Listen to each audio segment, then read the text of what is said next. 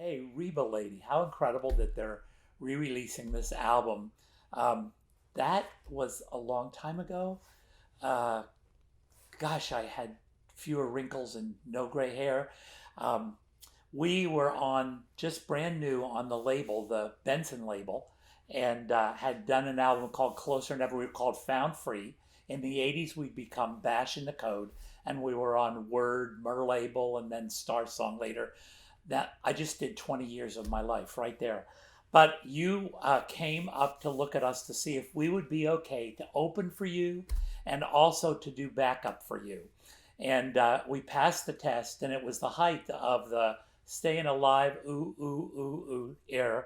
And we were from Philly, so we had our velvet jackets and our black corduroy jackets with the white uh, scarves down the front. And we set out on a tour with you, and it was part of BJ Thomas was there, and then you, and then us.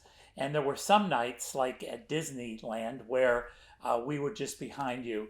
And the tour was really a great tour. You know, Raindrops Keep Falling on My Head, and BJ had released an incredible Christian album, and you were really popular at that time, and people loved your music. And one thing about Reba, you're always real. You're always fun to see through the years, 40 years of knowing you, and always just a real person. And if ever there would be a good friend you'd want to hang with, it would be you. So on that tour, we all took off across the country. And I can remember I did probably the biggest mistake on the tour I was totally responsible for. Um, when you would do Somewhere Over the Rainbow, which was incredible, and we would be in the dark behind you, and I would slip away and go back, and there was a big tub of hot water with a fan running, and I would drop hot ice into that. And just as you started Somewhere Over the Rainbow, I took and I would let it down, and I dropped it, and you disappeared for the song. And it was like the audience was wondering when it was over if you'd actually be there, or had you, like the sermon on the you had disappeared when they were all up on the mountain, and you'd gone to be with the Lord totally, because a lot of your audience would have believed that. That was like, I really held on to it after that night. I'm trying to think, and of course, you when we were at Disney, one of my favorite things is we were at Disneyland. We were on the Tomorrowland stage, which is a great stage because it has seats. It's a big stage. You're not playing like at the train station or something like that. So we would be in the background going ooh, ooh, ooh, and the music would be on, and out front was a mirror, like a dressing room mirror with lights around it, and a table, and you came out in a house, well, in a bathrobe, but one with little flowers on it, and you sat down and you looked at the mirror, but there was no mirror, and the audience couldn't see you, and we're going ooh, ooh, and you would say, Lord, I'm so tired.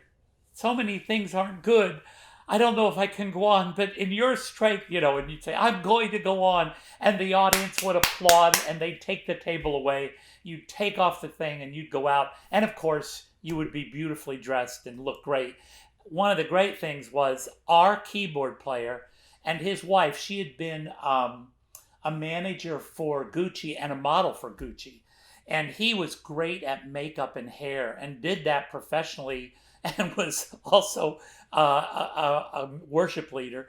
But he would do your makeup and your hair, and you look. I think he might have even done one of your album covers. And David Ed, he just Dr. David Ed today. You just looked phenomenal on the whole tour. And I think of like being such a glamorous. The great thing is you have a glamorous image. You're so beautiful and you're so professional, but you're so down to earth. And it's like one night I saw you, Marty Stewart was there, you were in a little church, and you were talking, you once again, you're so glamorous, everybody's looking at you, and there are all the people, looking at you as this glamorous person. And then you tell a story about last night I was praying to the Lord, and I got down on my hands and knees, and they go, she's just like me. Oh, I really relate to that. But I think we were in a place that was a rodeo arena, like a cow palace, but there was actually things that cows leave, and it wasn't the hair of their hide. And to get to the stage, you had to walk across alongside the people and walk there. And there you came in your toilet, just beautiful. Your hair done. David had done your makeup, done your hair. You looked tremendous. And we were doing, ooh, ooh, and you come out and there you are with just willing to be you, walking across with things left on your toes.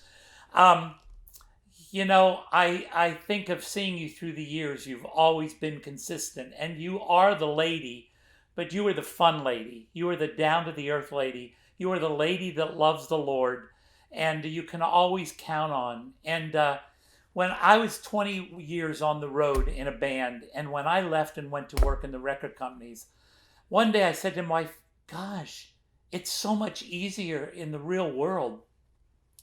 And what you face to be serving the Lord the number of years that you have, there's always just the walls that the Lord has to take down, because there are forces that literally come against you that don't want to see what you're doing happen. I appreciate your faithfulness. I appreciate everything that you've done. And Reba lady, from former members of Bash in the Code, Found Free, Benson Company, Words, Star Song, and working in the record companies, and then doing Lancaster Christian Academy, having a son that's an arista, and a country singer now. We all send our love and just say we appreciate what you did, who you are, keep going, and we're ecstatic that that album's coming back to the public. I really pray and hope that thousands and thousands of people pick it up and listen to that great music. Love you, Reba. Hey, I wanted to add this too. I forgot to tell this, but this is something that was really special. I never forgot. First of all, after those 40 years, the rest of my life, I would always go, "Ooh, Jesus loves you" in the balcony. At least once a week. Sometimes when I'm around people, I go, "Jesus loves you" in the balcony, because you would always be doing that with Judy Gossett behind you. Oh my gosh. This is something that is really, I don't know whether to tell this in the whole deal. Do you remember in Houston, we might have had 2 shows that night? It was the size of TPAC, maybe 5,000 each show. And it was us, you, BJ. And BJ came out to do his set. And he started off with his hits. His Raindrops Keep Falling on My Head, and his other hits that everybody knew, we all knew. And people booed him and began yelling. There was a small group down on the right, I believe, and he walked off the stage, and it was like, and this, it's a sellout. The audience is just sitting there. And because of your experience, you being with the Rambos, growing up in the world that you did, I was new and didn't have the confidence.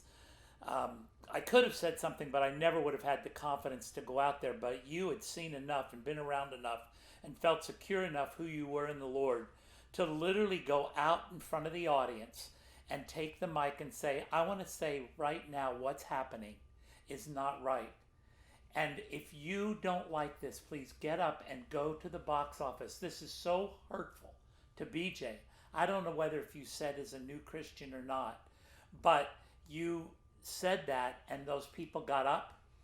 You went and said, "I've talked to BJ. He's agreed to come back out if you are willing to be respectful." And then he had then the audience really gave him a great night, because they were so embarrassed. Probably 4,990 people or 80 people were totally embarrassed. But that was really a remarkable thing that you did, and something that I've carried with me all my life too.